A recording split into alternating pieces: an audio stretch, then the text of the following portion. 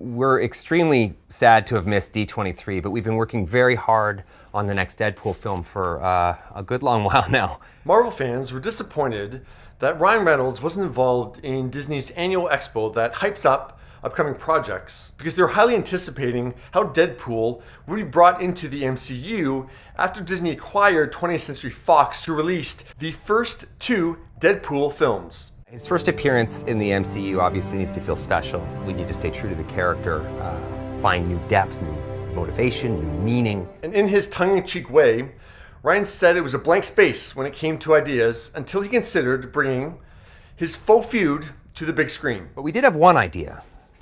Hey, Hugh, you want to play Wolverine one more time? Yeah, sure, Ryan.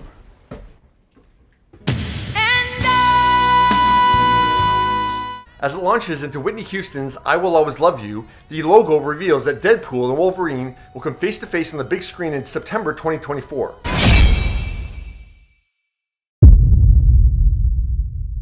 Last year, as he has said for years, Hugh Jackman told Jake's Takes that the brilliant 2017 film Logan was his swan song as the X-Man. It's still a character I hold close to my heart, but I know it's done. But in 2021, Hugh admitted that Ryan was not taking him at his word. Please tell it to Ryan, because he's doesn't believe it, thinks I'm joking. Please. Well, it looks like Ryan, and probably Hugh's bank account, ultimately won out because Hugh will be back as Wolverine on the big screen in about 2 years' time. Hey, Hugh, you want to play Wolverine one more time? Yeah, sure, Ryan. Now, if that wasn't enough, take a look at this tweet that replied to Ryan's video about the Deadpool Wolverine film.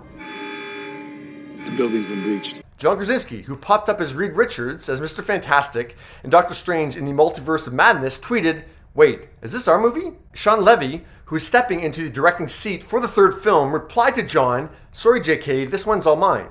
And John responded to that, "Copy that back to one," which can often mean on set that they are doing another take of a certain scene, so the actors need to return to that spot, that physical location that they are starting a scene.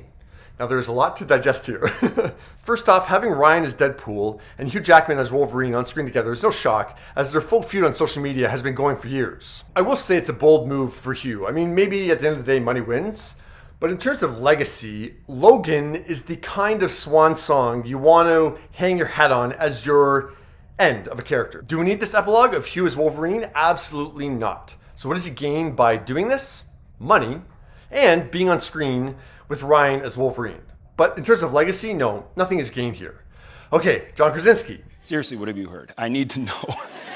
They don't tell you anything. They don't tell you anything. While he played coy on The Tonight Show a couple months ago about whether or not his Doctor Strange cameo would lead to more Marvel work, we all know John ain't randomly tweeting that out.